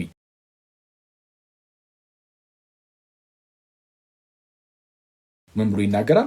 አብ ወልድ መንፈስ ቅዱስ ካለ በኋላ ለያይቶ ከተናገረ በኋላ ስም ማለቱ የሶስቱን አካላት አንድነት የሚያሳይ ነው፣ የስልጣን አንድነታቸውን የሚያሳይ ነው ይላል። ለማንኛውም ቢያንስ ግን እዚህ ላይ ግን እንድታየው የምፈልገው ለጊዜው ምንድን ነው አብ ወልድ መንፈስ ቅዱስ ብሎ ሶስቱንም አካላት ለያይቶ መጥራቱን። ስለዛ 3 ልዩ አካላት አሉ። አብ ወልድ መንፈስ ቅዱስ ቀጥታ ሶስቱም በአንድ ላይ የተጠሩበት። ዮሐንስ ወንጌል ምዕራፍ 1 ቁጥር 1 ላይ እንዲህ ይላል፣ በመጀመሪያ ቃል ነበረ፣ ቃልም በእግዚአብሔር ዘንድ ነበረ፣ ቃልም እግዚአብሔር ነበረ ይላል። በመጀመሪያ ማን ነበረ? በመጀመሪያ ቃል ነበረ። እሺ መቼ ነው በመጀመሪያ? ከዓለም ፍጥረት በፊት ከዘላለሙ ማለት ነው። ከዘላለሙ ስጋዊ ላይ ትንሽ ነገር አሳያችኋል። ይህን ቀጣይ የምንማማረው በነገራችን ላይ ስጋዊ ነው። የቃልን ስጋ የመሆንን ሚስጥር ማለት ነው። በተወሰነ መልኩ እንማማራለን። ያኔ የተወሰነ ይህን ክፍል አሳያችኋለሁ። ብቻ ግን በመጀመሪያ ቃል ነበረ ሲል ከዘላለሙ ማለት ነው። ቃልም በእግዚአብሔር ዘንድ በምን ይታወቃል? ከፍጥረት ሁሉ በፊት እንደሆነ ቁጥር 3 ላይ ያብራራዋል። ምን ብሎ? ሁሉ በእርሱ ሆነ፣ ከሆነውም አንዳች እንኳን ያለ እርሱ የሆነ የለም ስለሚል የሆነው ሁሉ ወይም የተፈጠረው ሁሉ በእርሱ ከሆነ በቃል ማለት ነው ከሆነ ወይም ከተፈጠረ እንግዲያውስ ከተፈጠረው ነገር ሁሉ በፊት እርሱ ነበር። ጊዜ የተፈጠረ ነው። ጊዜ የተፈጠረ ነው። ስለዛ ከጊዜም በፊት አለ እርሱ። ምክንያቱም የተፈጠሩ ነገሮች ሁሉ በቃል ስለተፈጠሩ ቃል የጊዜም ፈጣሪ ከሆነ እንግዲያውስ ከጊዜም በፊት ነው። ከጊዜ በፊት ነው ማለት ዘላለም ውስጥ ነው ማለት ነው። በመጀመሪያ ቃል ነበረ አለ ከዘላለሙም ማለት ነው። በመጀመሪያ ቃል ነበረ ይልና ቃልን በእግዚአብሔር ዘንድ ነበረ። ከዘላለም ያለው ይህ ቃል በእግዚአብሔር ዘንድ ወይም ከእግዚአብሔር ጋር ነበረ። ከእግዚአብሔር ጋር ነበረ። ቅዱስ ዮሐንስ አፈወርቅ ይህንን ክፍል ሲያብራራ ምንድነው ቃልም ከእግዚአብሔር ጋር ነበረ ወይም ቃልም በእግዚአብሔር ዘንድ ነበረ የሚለውን in the word was in God አይልም። in the word was in God ቃል በእግዚአብሔር ውስጥ ነበረ ሳይሆን ያለው in the word was with God in ፖስቶንቴኦን ብሎ ነው የሚናገረው። ሰው ቃል ከእግዚአብሔር ጋር ነበረን የሚለው ከእግዚአብሔር ጋር ማለቱ ከአብ የተለየ ልዩ አካል እንዳለው ያሳያል ይላል ታላቁ ሊቅ ቅዱስ ዮሐንስ አፈወርቅ። ሰው ቃል ከእግዚአብሔር ጋር ነበረ በእግዚአብሔር ዘንድ ነበረ ተብሎ ተነገረለትና ያንን ቃል ደግሞ ማለት ነው ዝም ብሎ ዝሩ ቃል ብቻ ዝም ብሎ የሚናገረው ኖርማል ቃል ብቻ ነው ብላችሁ እንዳታስቡ፣ እንኳን እንደዚህ አይነት ቃል ብላችሁ እንዳታስቡ። ያንን ቃል ቀጠል አድርጎ ምን ቢለው ጥሩ ነው መጽሐፍ? እግዚአብሔር አለው ቃልም እግዚአብሔር ነበረ። እንዴ ዝም ብሎ የሚነገር አሁን አንተ እኔ የምናገረው ቃል ለምሳሌ አሁን ለምሳሌ አልኩኝ አይደል? ለምሳሌ የምትለው እሷ ሰው ነች አይደለም። የእግዚአብሔር ቃል ግን እግዚአብሔር ተብሎ ተጠራ። ስለዚህ ዝም ብሎ ንግግር አይደለም፣ አካላዊ የሆነ እውቀት ያለው ማንነት ያለው አይነት ቃል ነው። ስለዛ ምንድነው ከዘላለም ያለ ነው። ፕላስ ደግሞ ከእግዚአብሔር ጋር ነበረ በማለቱ እግዚአብሔር አለ አብን ነው። ቃል አለ ከእግዚአብሔር ጋር ነበረ የተባለው ቃል ነው። ሰው ቃልም በእግዚአብሔር ዘንድ ነበረ ወይም ከእግዚአብሔር ጋር ነበረ ስለሚል የተለያዩ አካላት ናቸው ማለት ነው። ስለዛ የተለያዩ አካላት መሆናቸው ግልጽ ነው። አሁን ነጥብ አንድ ነው ብያየን ያለ ነው እንዳትረሱ። ነጥብ አንድ ምንድን ነው ብያቸዋለሁ? አብ ወልድ መንፈስ ቅዱስ የተለያዩ አካላት እንደሆኑ ማሳየት ነው። ተጨማሪ ጥቅስ ሶስተኛ ጥቅስ ያዙ። ዮሐንስ ወንጌል ምዕራፍ 17 ቁጥር 5 እንዲህ አለ። አሁንም ጌታችን ኢየሱስ ሊቀ ካህናት እንደመሆኑ የጸለየው ጸሎት ላይ አሁንም አባት ሆይ ዓለም ሳይፈጠር ምን ሳይፈጠር ዓለም ሰማይ ምድር የሚታየው የማይታየው አለቅነት፣ ስልጣናት፣ ዙፋናት፣ ጌትነት እነሱ ሁሉ ሳይፈጠሩ ማለት ነው። ዓለም ሳይፈጠር በአንተ ዘንድ በነበረኝ ክብር አንተ በራስህ ዘንድ አክብረኛል። አንተ የሰጠኸኝን ነገር ፈጽሜ አከበርኩ ይለዋል ጌታችን ኢየሱስ። የሰጠኸኝን ይኸው አስቀድሞ የነበራል ማለት ጌታችን ኢየሱስ ከዘላለሙም ከአብ ጋር አንድ ሆኖ የሚኖር በክብር ተካክሎ የሚኖር ነበረ። አሁን ግን የባሪያን መልክ ይዞ ደግሞ መጣ። ልክ ፊልጵስዩስ ምዕራፍ 2 ቁጥር 6 ላይ እንደተነገረው እርሱ በእግዚአብሔር መልክ ሲኖር ሳለ እርሱ ጌታችን ኢየሱስ በእግዚአብሔር መልክ ሲኖር ሳለ ከእግዚአብሔር ጋር እኩል መሆንን ወይም መተካከልን መቀማት እንደሚገባ ነገር ሳይቆጥር መቀማት ወይም መቀማት እንደሚገባ ነገር ሳይቆጥር የባሪያን መልክ ደግሞ ያዘ። የማንን? የባሪያን መልክ ያዘ። የአብርሃምን ዘር ያዘ እንደሚባለው ማለት ነው። በምስሉም እንደ ሰው ተገኝቶ ራሱን አዋረደ፣ ይኸውም ለመስቀል ሞት እንኳ የታዘዘ ሆነ፣ ራሱን ባዶ አደረገ እየተባለ እንደተነገረ ማለት ነው። ስለዚህ አሁን የሰጠኸኝን ነገር ፈጽሜ አከበርኩህ፣ ያዘዝከኝን ነገር ፈጽሜ አከበርኩህ አለው። ስለዛ ምንድነው አባት ልጅን ላከ። ልጅ በፈቃዱ ወልድም በፈቃዱ ማለት ነው መጣና መደረግ ያለበትን ለዓለም ድህነት የሚሆነውን ነገር ሁሉ አደረገ፣ ፈጸመ፣ አብን አከበረ። ግን ቀጠል አደረገና ግን ጌታችን ምን አለው? ጌታችን ኢየሱስ ምን አለ? አሁንም አባት ሆይ ዓለም ሳይፈጠር በአንተ ዘንድ በነበረኝ ክብር ቃልም በእግዚአብሔር ዘንድ ነበረ አልነበረ ያለው ቅድም? ቃልም በእግዚአብሔር ዘንድ ነበረ። አሁን ደግሞ በአንተ ዘንድ በነበረኝ ክብር አንተ በራስህ ዘንድ አክብረኛል። ስለዛ አባትና ልጅ የተለያዩ አካላት እንደሆኑ ግልጽ ነው።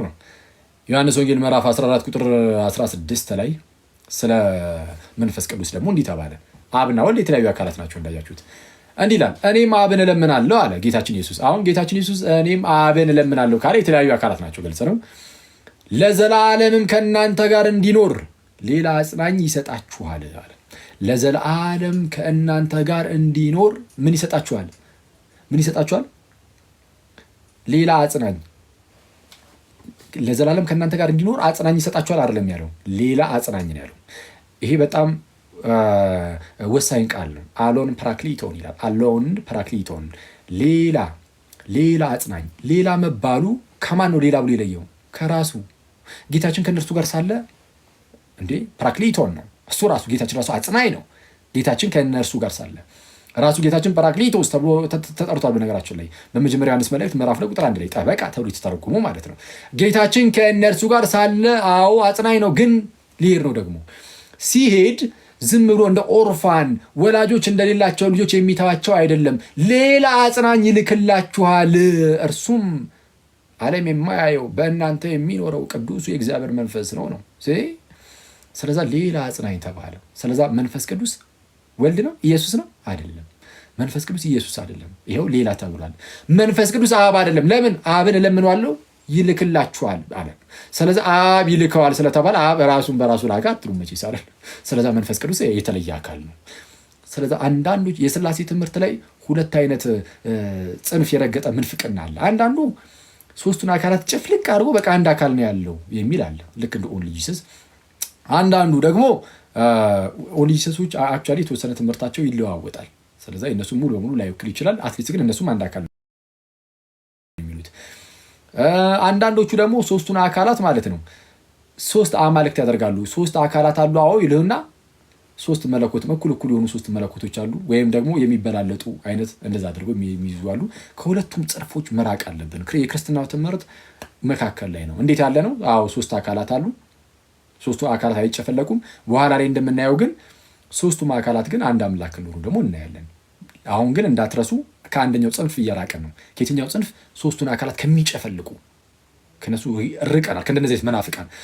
ስለዛ አብ ወልድ መንፈስ ቅዱስ የተለያዩ አካላት ናቸው። መንፈስ ቅዱስ ሌላ አጽናኝ ተብሏል። ሁለተኛ ቆሮንቶስ ምዕራፍ 13 ቁጥር 14 ላይ ቅዱስ ጳውሎስ ምን ይላል? የጌታ የኢየሱስ ክርስቶስ ጸጋ የእግዚአብሔርም ፍቅር የመንፈስ ቅዱስም ህብረት ከሁላችሁ ጋር ይሁን አሜን ይላል። ሶስቱም ለያይቶ ይጠራል ማለት ነው። የጌታ የኢየሱስ ክርስቶስ ጸጋ የእግዚአብሔር ፍቅር የመንፈስ ቅዱስ ህብረት ከሁላችሁ ጋር ከእናንተ ጋር ይሁን ይልና አሜን ይላል። ስለዛ ሶስቱ እነዚህ የተለያዩ አካላት ናቸው። አለቀ። እዚህ ላይ ምንም ድርድር የለም። ሶስቱ የተለያዩ አካላት ናቸው።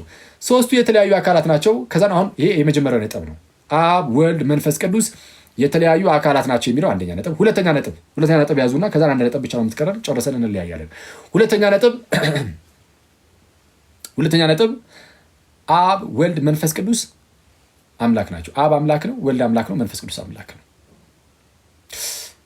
አብ አምላክ ነው፣ ወልድ አምላክ ነው፣ መንፈስ ቅዱስ አምላክ ነው። ስለዛ ሶስት አማልክት ምናምን እንዳትሉ፣ ሶስተኛው ነጥብ ላይ የማነሳላችሁ እሱን ይሆናል። ስለዛ እሱን ያዝ አድርጉትና አሁን የምታዩት አብም አምላክ ነው፣ ወልድም አምላክ ነው፣ የስ መንፈስ ቅዱስም አምላክ ነው የሚለውን እሱን ደግሞ እኔ እሺ አብ አምላክ ነው ይላል መጽሐፍ ቅዱስ?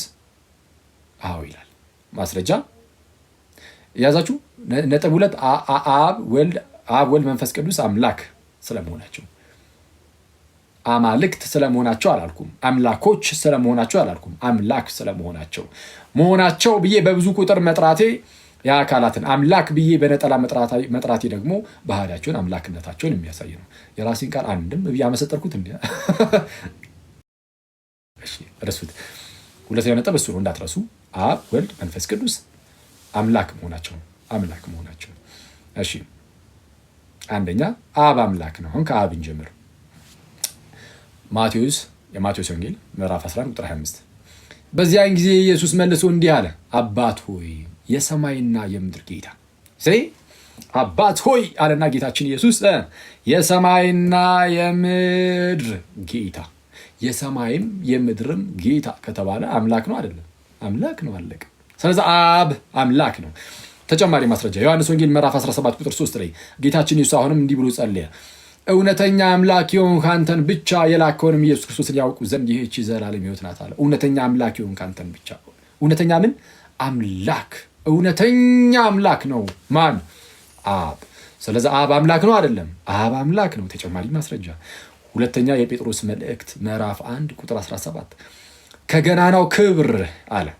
ከገናናው ክብር በዛ በደብረ ታቦር ማለት ነው። በእርሱ ደስ የሚለኝ የምወደው ልጄ ይህ ነው የሚል ያ ድምፅ በመጣለት ጊዜ፣ ልክ በእርሱ ደስ የሚለኝ የምወደው ልጄ ይህ ነው እርሱ ነው የሚለው ያ ድምፅ በመጣለት ጊዜ ከእግዚአብሔር አብ ክብርንና ምስጋናን ተቀብሏል የሚለው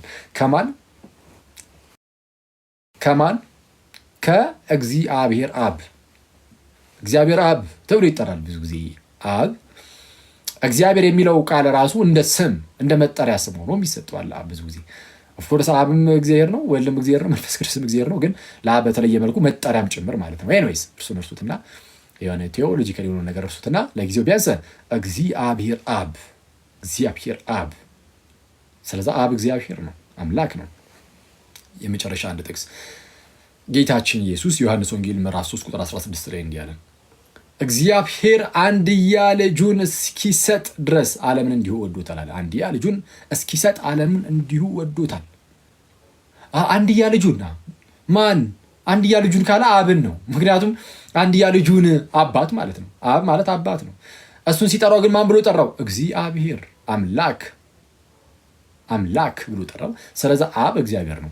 የአብን አምላክነት ብዙም ሰው እንደዚህ ተጠራጥሮት የሚያውቅ አይመስለኝ። ብዙዎቹ አንዳንዶቹ ባይሆን አሁን ላይ ኦንሊ ጂሰሶቹ አብ ኢየሱስ ነው ብለው የሚያስተምሩት ትምህርት አለ። ይሄ አደገኛ ትምህርት ነው። አብ ኢየሱስ አይደለም። ለማንኛውም ግን አብ አምላክ ነው። እሺ ወልድስ አምላክ ነው? አዎ ነው። ወልድ አምላክ ነው። የወልድን አምላክነት ቀጣይ በሚኖረን ትምህርት ላይ ያው ሶስተኛው ቃል ላይ እንዳልኳችሁ ስጋዌ ላይ አይደለ ነገረ ክርስቶስ ላይ አይደለም የምናየው። ዛሬ የተወሰነ ነገርም ጨምርላችኋለሁ። ግን ወልድ አምላክ እንደሆነ መጽሐፍ ቅዱስ በግልጽ ተናግሯል። ማስረጃ አለ። እሺ ዮሐንስ ወንጌል ምዕራፍ 1 ቁጥር 1 ለምሳሌ ቅድም የጠቀስኩላችሁ በመጀመሪያ ቃል ነበረ፣ ቃልም በእግዚአብሔር ዘንድ ነበረ ይልና ቃልም እግዚአብሔር ነበረ። ቃል ምን ነበረ? ቃል እግዚአብሔር ነበር። በቃል እንዲህ ነው የሚለው ቃል እግዚአብሔር ነበረ። ቃል ኢየሱስ ነው እንዴ ታዲያ? ወልድ ነው እንዴ? አዎ ነው። በምን አወቅ? አንደኛ በሁሉ በእርሱ ሆነ ይላል አይደለ? ከሆኖም አንዳች እንኳን ያለ እርሱ ሆነ የለም። ስለዚህ ሁሉ በእርሱ ሆነ የተባለው ቃል ነው። ሌላ ክፍል ሄዳችሁ ለምሳሌ እዛው ጋር አሳያችኋለሁ፣ ግን ከዚህ ልጀምር ነው። ዕብራውያን ምዕራፍ 1 ቁጥር 2 ላይ ስትሄዱ ዓለማትን በፈጠረበት በልጁ ይላል። ዓለማትን፣ ጊዜያትን፣ ዘመናትን ሁሉ በእርሱ ነው የፈጠረው። ሁሉ በእርሱ ሆነ የተባለው እዚህ ጋር ደግሞ ዓለማትን የፈጠረበት የተባለው ልጁ ነው። እዛ ጋር ቃሉ ይላል፣ እዚህ ጋር ልጁ ይላል። ቃሉ ልጁ ነው። ቆላሲስ ምዕራፍ 1 ቁጥር 15 ላይም ምን ብሎ ነው የተናገረው? ቆላሲስ ምዕራፍ 1 ቁጥር 15 ላይ እርሱ የማይታይ አምላክ ምሳሌ ነው፣ በሰማይም ያለው በምድር የሚታየውም የማይታየውም አለቅነት ቢሆን ስልጣናት፣ ግዛት ቢሆን ጌትነት ሁሉ በእርሱ ተፈጥረዋልና ከፍጥረት ሁሉ በፊት እርሱ በኩር ነው አይደል የሚለው? ሁሉ በእርሱ ተፈጥረዋልና ከፍጥረት ሁሉ በፊት በኩር ነው። ሁሉ በእርሱ የተፈጠረው በሰማይም ያለው በምድርም ያለው የሚታየውም የማይታየውም አለቅነት ቢሆን ስልጣናት፣ ግዛት ቢሆን ጌትነት ሁሉ የተፈጠረው በበኩሩ ነው። በተወለደው ከፍጥረት ሁሉ በፊት በኩር ነው ተባለ። ከፍጥረት ሁሉ በፊት በተወለደው በእርሱ የተፈጠረው። ስለዚህ ቃል የተባለው እዛ ጋር ወልድ ነው፣ በኩሩ ነው። በኩሩን ወደ ዓለም ሲያገባ የእግዚአብሔር መላእክት ሁሉ ለእርሱ ይስገዱ ይላል ተብሎ እንደተነገረ በዕብራውያን ምዕራፍ 5 ጀምሮ ሰው በመጀመሪያ ቃል ነበር የተባለው ወልድ ነው። ግልጽ የሆነ ማስረጃ ልስጣችሁ። ቁጥር 14 ላይ ዝቅ ብላችሁ እዛው እዩ። ቃልም ስጋ ሆነ በእኛም አደረ፣ ጸጋና እውነትም የተመላ ነው። አንድ ልጅም ከአባቱ ዘንድ እንዳለ ያለውን ክብሩን አየነ አለ። ግልጽ ነው አይደል? ስለዛ በቃ ወልድ ይኸው ቃል እግዚአብሔር ተብሏል። ቃል በቃል ተጨማሪ ማስረጃ እስካሁን በዚህ ዮሐንስ አንዳንድ ለማብራራት የተጠቀምኳቸው ጥቅሶች እንዳለ የኢየሱስን አምላክነት በግልጽ የሚያስረዱ ናቸው አይደል? በግልጽ የሚያስረዱ ናቸው። ዓለማትን በፈጠረበት በልጁ ይኸው አምላክ መሆኑን ያስረዳል። ያውም ፈጣሪ ማለት አምላክ ሲባል ዝም ብሎ አምላክ እየተባለ ሳይሆን አንዳንዶች ምን እግዚአብሔር እኮ ሙሴንም አምላክ አደርጋለሁ ብሎታል የሚሉ ሰዎች አሉ። ፈጣሪ ከመሆኑ አንጻር ነው አምላክ እየተባለ ያለው። ይኸው ዓለማትን በፈጠረበት በልጁ ቆላስይስ 1:15 የሚሰጧችሁንም እያዙ። እሺ ቲቶ ምዕራፍ 2 ቁጥር 13 እንዲህ ይላል። ምን ይላል? ከቁጥር 11 ጀምሮ ሰዎችን ሁሉ የሚያድን የእግዚአብሔር ጸጋ ተገልጧል። ይህም ጸጋ ኃጢአተኝነትና ዓለማዊ ምኞትን ክደን የተባረከውን ተስፋችንን እርሱም የታላቁን የአምላካችንና የመድኃኒታችንን የኢየሱስ ክርስቶስን ክብር መገለጥ እየጠበቅን አሁን በዚህ ዘመን እንደው ዝግ ብለን እንዴት መኖር እንዳለብን ያስተምረናል እንዳለ ማለት ነው። ስለዛ ምን አለ? የተባረከውን ተስፋችንን ኢየሱስ የተባረከው ተስፋችን ነው። እርሱም የታላቁን የአምላካችንና የመድኃኒታችንን የኢየሱስ ክርስቶስን ክብር መገለጥ እየጠበቅን አለ። ኢየሱስን ምን ብሎ ገለጠው? ታላቁ አምላካችንና መድኃኒታችን አለ። የታላቁ አምላካችንና የመድኃኒታችን የኢየሱስ ክርስቶስን ክብር መገለጥ እየጠበቅን ብሎ ተናገረ። ኦኬ ሰው ኢየሱስ አንደኛ የተባረከ ተስፋችን ነው። የተባረከው ተስፋችሁ እሺ ትምህርታችንን ጨርስ መጀመሪያ ስብከት እንዳላረግባችሁ። ስለዛ በግልጽ ኢየሱስን ምን አለው? የታላቁን የአምላካችንንና የመድኃኒታችንን የኢየሱስ ክርስቶስን ክብር መገለጥ እየጠበቅን። ኢየሱስ ታላቁ አምላክ ተብሎ ተጠርቷል። ዕብራውያን ምዕራፍ 1:8 ተጨማሪ ስለ ልጁ ግን ይልና አምላክ ሆይ ዙፋንህ እስከ ዘላለም ድረስ ይኖራል፣ የመንግስትን በትር የቅንነት በትር ነው ይላል። ስለማን? ስለ ልጁ ስለ ወልድ ሲናገር አምላክ ሆይ ዙፋንህ እስከ ዘላለም ድረስ ይኖራል። ዘላለማዊ የሆነ አምላክ ነው ማለት ነው። እሺ ዙፋንህ እስከ ዘላለም ድረስ ይኖራል፣ የመንግስትን በትር የቅንነት በትር ነው ይላል። ስለማን አለ? ስለ ልጁ ስለ ወልድ። መላእክትን ከወልድ ጋር ሲያነጻጽር ማለት ነው፣ ወይም ልጁን ከመላእክት ጋር ሲያነጻጽር ስለ ልጁ እንዲህ እያለ ነው የሚናገረው፣ አምላክ ሆይ እያለ። ስለዛ ልጁ ወይም ወልድ አምላክ ነው። አንድ የመጨረሻ ጥቅስ ሮሜ 9:5 ምዕራፍ 9 ቁጥር 5 አባቶችም ለእነርሱ ናቸውና ለነማን? ለአይሁዳውያን። አባቶች ለአይሁዳውያን ናቸው አይደለ? አብርሃም፣ ይስሐቅ፣ ያዕቆብ አባቶቻችን ተብሎ የሚጠሩት በአይሁዳውያን ነው። አባቶች ለእነርሱ ናቸው እና አሁን ክርስቶስ ሲመጣ ደግሞ ከእነርሱ አይደል በስጋ አብርሃም ይስሐቅን ወለደ፣ ይስሐቅ ያዕቆብን፣ ያዕቆብ ደግሞ ይሁዳና ወንድሞቹን እያለ እንዲህ ይመጣው ማለት ነው። አባቶች ለእነርሱ ለአይሁዳውያን ናቸውና አባቶች ለእነርሱ ናቸውና ከእነርሱም ከነዚህ ከአባቶች ከአይሁዳውያን ክርስቶስ በስጋ መጣ። አሁን በስጋ ሲመጣ ከነርሱ ነው። ክርስቶስ በስጋ መጣ ይልና እርሱም ከሁሉ በላይ ሆኖ ለዘላለም የተባረከ አምላክ ነው፣ አሜን ይላል። እርሱም በስጋ ከአይሁዳውያን ከአባቶች የመጣው እርሱ ክርስቶስ ከሁሉ በላይ ሆኖ ለዘላለም የተባረከ አምላክ ነው፣ አሜን ይላል። ለዘላለም የተባረከ አምላክ ነው ኢየሱስ ክርስቶስ ማለት ነው። ስለዛ ወልድ አምላክ ነው፣ አብ አምላክ ነው አለ መጽሐፍ ቅዱስ በግልጽ አብ፣ ወልድ፣ መንፈስ ቅዱስ የተለያዩ አካላት እንደሆነ ነግሮናል። በግልጽ አሁን ከነዚህ ከተለያዩ አካላት ውስጥ አብ አምላክ እንደሆነ ነግሮናል። ወልድም አምላክ እንደሆነ ነግሮናል። መንፈስ ቅዱስ ጋር ደግሞ እንሄዳለን። እሺ መንፈስ ቅዱስ ላይ ደግሞ ጌታችንና አምላካችን መንፈስ ቅዱስ አምላክ እንደሆነ መጽሐፍ ቅዱስ እንደዚሁ የሚያስረዳበትን የተወሰኑ ክፍሎች ልስጣችሁ። ሐዋርያት ሥራ ለምሳሌ ምዕራፍ 5 ቁጥር 3 የሐናንያና የሰጲራ ታሪክ አለ አይደል? ማለትም በሐዋርያት ዘመን ነው አሉ ትላለህ። በሐዋርያት ዘመን እንዳለ ክርስቲያኖች እየተሰባሰቡ ያላቸውን ሀብት ሁሉ እየሰበሰቡ እያመጡ ሁሉም አንዱ የአንዱን ማለት አንድ ላይ አድርጎ ማለት ነው በጋራ ነበር የሚኖሩት እየበሉ እየጠጡ ምናምን። አሁን ልክ እንደዚህ አይነት ኑሮ ባይዚ እንደዚህ የሚመስል አይነት ኑሮ የሚኖሩ ሰዎች አሉ አሁን ላይ በምድራችን ላይ አሉ። በነገራችን ላይ ልክ እንደዚህ ማለት ነው። ሁሉም በቃ ሁሉም የራሱን ይዞ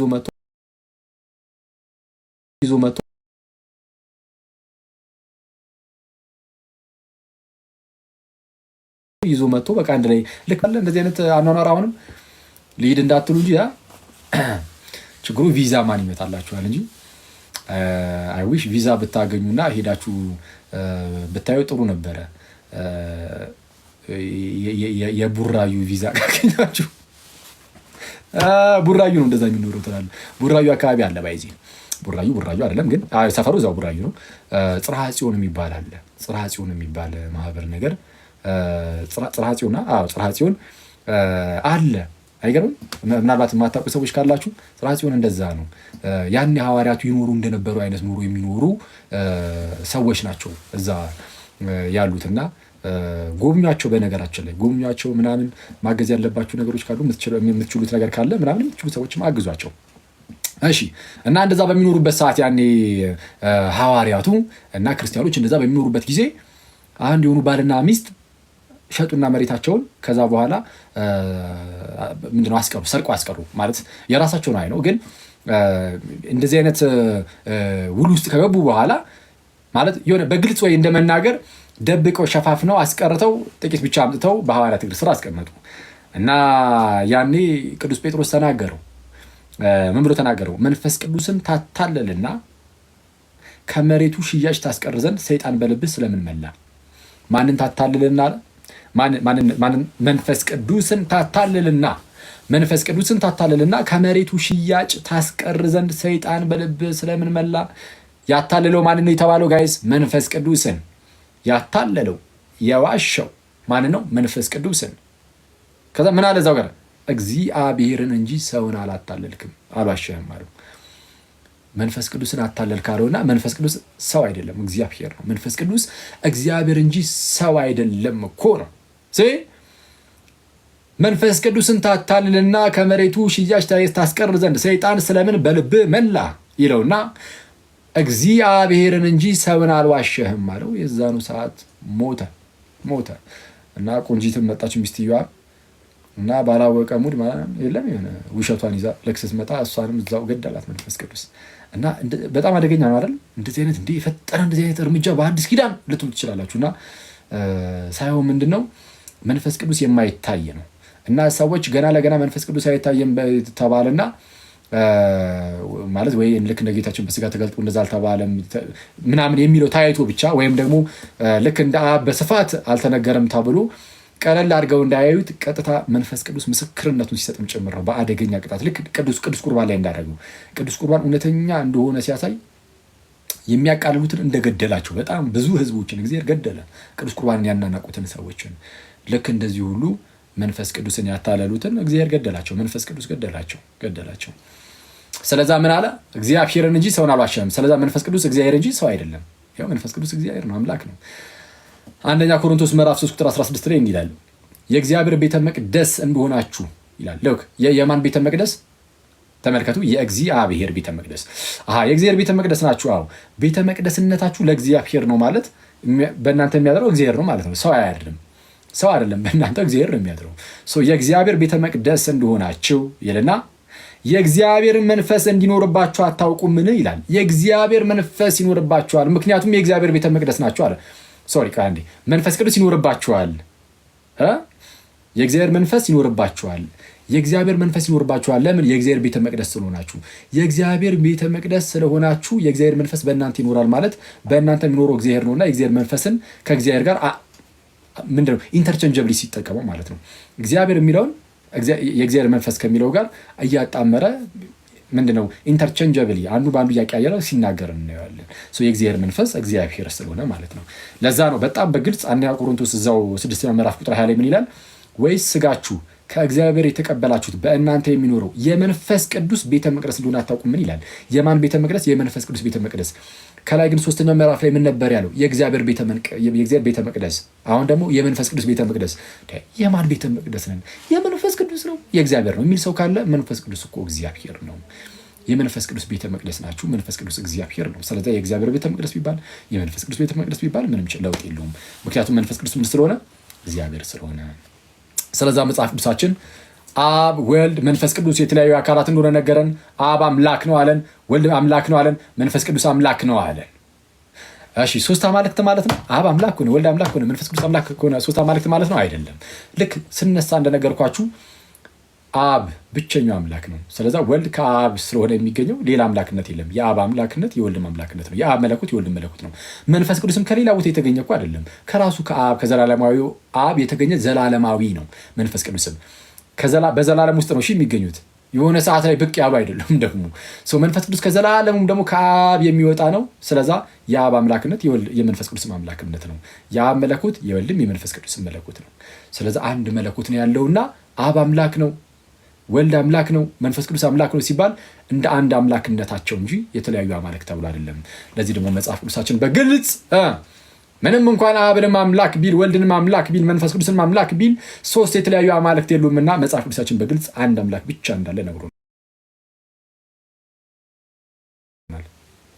3ኛው የምታመጡት ነጥብ ይሄ ነው። ኧረ እንዳልበርባችሁ ጋይስ፣ የምር የሆነ ክንፋ በቀለ ከማስተማሩ የተነሳ ብሎ ሙድ እንዳይያዝብኝ። እሺ ስቀልድ ነው። እሺ ያዙ ማስረጃ። ይሄ 3ኛው ነጥባችን ነው። የመጨረሻው ነጥባችን ጨረስን ማለት ነው። 2 ነጥብ አይተናል። አብ፣ ወልድ፣ መንፈስ ቅዱስ 3ቱ የተለያዩ አካላት እንደሆኑ አየን። የመጀመሪያው ነጥብ። 2ኛው ነጥብስ አብ አምላክ፣ ወልድ አምላክ፣ መንፈስ ቅዱስ አምላክ እንደሆነ ተመለከትን። 2ኛው ነጥብ ማለት ነው። 3ኛው የመጨረሻው ነጥብ ደግሞ አብ፣ ወልድ፣ መንፈስ ቅዱስ 3 አማልክት እንዳሉ ነው። ይልቁንም መጽሐፍ ቅዱሳችን እንደሚነግረን አንድ አምላክ ብቻ እንዳለ ደግሞ እሱን ደግሞ አንድ አምላክ ብቻ ነው ያለን። አንድ አምላክ ብቻ ማስረጃ የተወሰነ ብቻ ማስረጃ ልስጣችሁ። 1 2 3 4 5 ማስረጃ ማለት ነው። ዘጸአት ምዕራፍ 20 ቁጥር 3 ለምሳሌ ከ10ቱ ትእዛዛት የመጀመሪያው ትእዛዝ ምን ይላል? ከእኔ በቀር ሌሎች አማልክትን አታምልክ። ከእኔ በቀር ሌሎች አማልክትን አታምልክ አለ ማለት ብቸኛው አምላክ እኔ ነኝ ማለት ነው። ስለዛ ሌላ ተብሎ የሚጠራ አምላክ የለም። ተመልከቱ፣ መንፈስ ቅዱስ ሌላ ተብሎ ተጠርቶ ነበረ። ሌላ ተብሎ ሲጠራ፣ ሌላ አጽናኝ ተብሎ ሲጠራ ከአካል አንጻር ሌላ አካል ተብሎ ይጠራል እንጂ መንፈስ ቅዱስ ሌላ አምላክ ግን ተብሎ አይጠራም። ሌላ አምላክ አይደለም። ከአብና ከወልድ ጋር አንድ ጌታ አንድ አምላክ ነው። ስለዛ ከእኔ በቀር ሌሎች አማልክትን አታምልክ ከእኔ በቀር ብሏልና አንድ አምላክ ነው ያለው። ዘዳግም ምዕራፍ 6 ቁጥር 4 በግልጽ እንዲህ ይላል፣ እስራኤሎች ስማ አምላካችን እግዚአብሔር አንድ እግዚአብሔር ነው። በቃ አምላካችን እግዚአብሔር ስንት እግዚአብሔር ነው? ክርስቲያን ወንድመቶቼ አምላካችን እግዚአብሔር ስንት እግዚአብሔር ነው? 3 እግዚአብሔሮች ነው? አይደለም። 3 አማልክት ነው? በፍጹም አንድ እግዚአብሔር ነው። አንድ እግዚአብሔር ተብሎ የተጠሩት ግን 3 አካላት ግን አሉ። አንድ እግዚአብሔር ተብሎ የሚጠሩ አብ፣ ወልድ፣ መንፈስ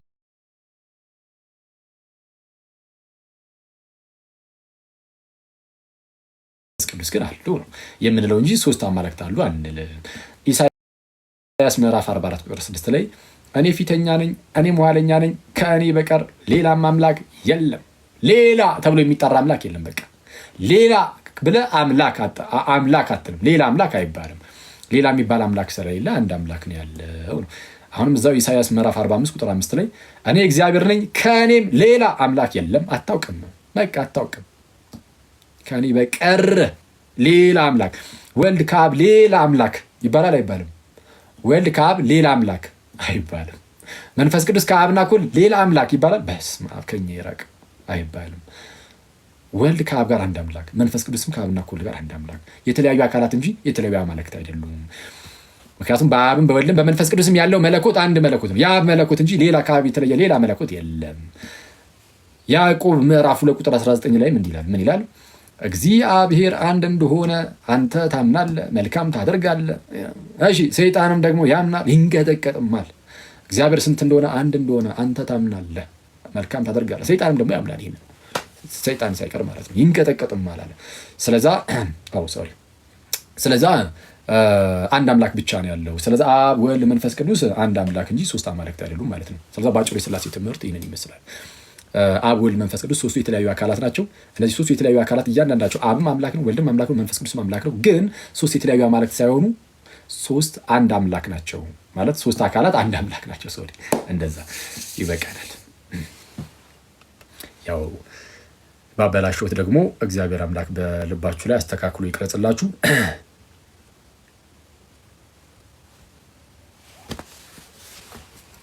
እሺ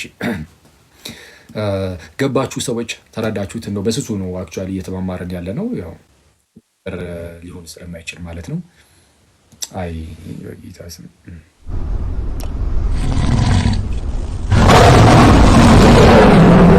እሺ ተረዳችሁት ጋይስ? ሩሃማ ባይዜ አሁን እያየሁ ነበረ። ከኛም አልፎ ቆንጂት ማለት ነው ሩሃማ የምትባለው ሴትዮ የሆነ ሰዓት ላይ የኔን ትምህርት ስትወት ሩሃማ ትችላለች ማለት አልተጀመረም። ኧረ ጸብ አልኩኝ እኔ። አሁን ጸብ ውስጥ ልንገባ። ትምህርቱን እያስቀረሽብን ነው ጥብስ። አይ ግን ቴንኪው ጌታ ያክብርልን ምናምን። አይውሽ እንደዚህ ባትቸገሪ ምናምን ከልቤ ነው ክርስቶስ በሚያውቀው ማለት ነው። እንደዚህ ብዙ ሰጡ ምናምን ያው የሚያሳዝን ነገር አለው ባይ ሰው። እሺ እና አሚን አሚን አሚን ሁላችሁም ምናምን ነገር የዚህን ያህል ከተማማርን ይብቃን እና አይ ቲንክ እንሰነባበት መሰለኝ። በጊዜ እንለያይ፣ በጊዜ እንተኛ፣ ጥሩ እንቅልፍ እናገኝ። አይመስላችሁም? እኔ ይመስለኛል። ቆይ እስቲ አንዴ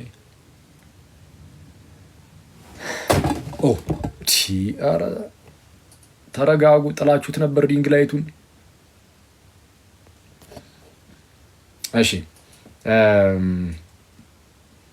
አንድ መዝሙር ትሰማላችሁ? እሺ ልክፈትላችሁ አንድ መዝሙርና እየሰማን ተኙ። በቃ እየሰማን እሺ። ምን የሚል መዝሙር ልክፈትላችሁ? አይ በቃ ይብቃን። እሺ እንስማ። አጠር ያለ መዝሙር እሺ ምረጡ። ሀኖስ ያለ እንዲ ካለ ይቻላል። ሀኖስ ካለ አንድ ጻፍልኝ፣ ከሌለ ደግሞ አንድ መዝሙር ምረጡ።